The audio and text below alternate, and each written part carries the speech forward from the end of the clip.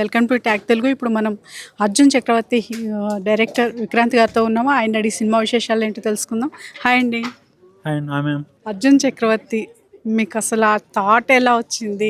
అంటే మాకే 1980s అంటే ఫస్ట్ ఆఫ్ ఆల్ నాకు అసలు ఐడియా కూడా లేదు. మీకు ఎలా ఇది? అంటే అర్జున్ చక్రవర్తి అంటే ఆయన పర్సన్ దగ్గర నేను ట్రైనింగ్ అయ్యాను. సో నాకు 11-10 ఇయర్స్ ఉన్నప్పుడు ఆయన దగ్గర ట్రైనింగ్ అయ్యాను కబడ్డీ. అండర్ 14 స్టేట్స్ రిప్రజెంట్ చేశాను. సో అప్పుడు ఆయన గురించి తెలుసుకున్న సబ్జెక్ట్ అయితే ఉందో ఆ చిన్న లైనర్గా నా బ్రెయిన్లో ఉండిపోయింది. సో ఆఫ్టర్ దట్ అప్పుడు నా ఏజ్కి అదంతా అర్థం కాలేదు. కానీ ఏజ్ పెరిగే కొద్దీ స్టోరీ నాలో డెవలప్ అవుతూ వస్తుంది.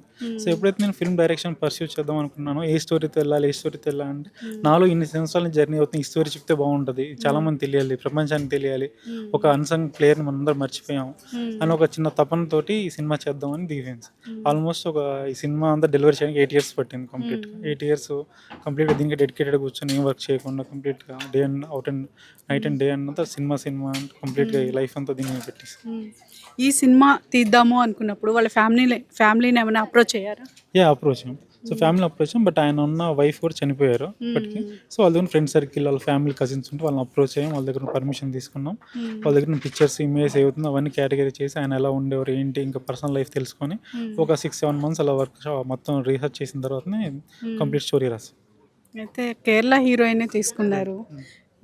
మీరు తెలుగు హీరోయిన్స్ ఏమి సెలెక్ట్ చేయలేదు?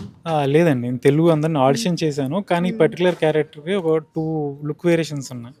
సో ఆల్రెడీ కొంతమంది అప్రోచ్ అయిన వాళ్ళు ఏంటంటే లుక్స్ 2 ఉన్నాయి కదా, మేము చేయగలుగుతాం, వాళ్ళ కమిట్మెంట్స్ వేరే ఉన్నాయి. సో అలా ఉన్నప్పుడు చాలామంది సెర్చ్ చేయగా తను ఆడిషన్లో సెలెక్ట్ చేశాను.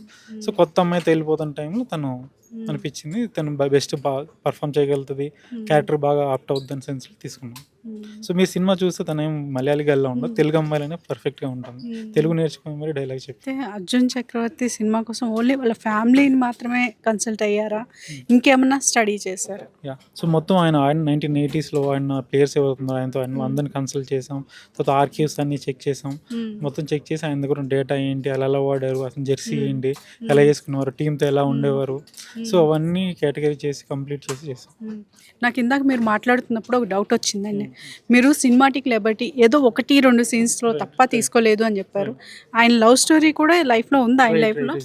సో ఏంటి అంటే సినిమాటిక్ లిబర్టీ అంటే ఇన్సిడెంట్స్ తెలుసు అండి. ఒక అమ్మాయిని లవ్ చేశారు, తర్వాత కొన్ని సిచ్యువేషన్ జరిగి సంథింగ్ తన లైఫ్లో జరిగింది.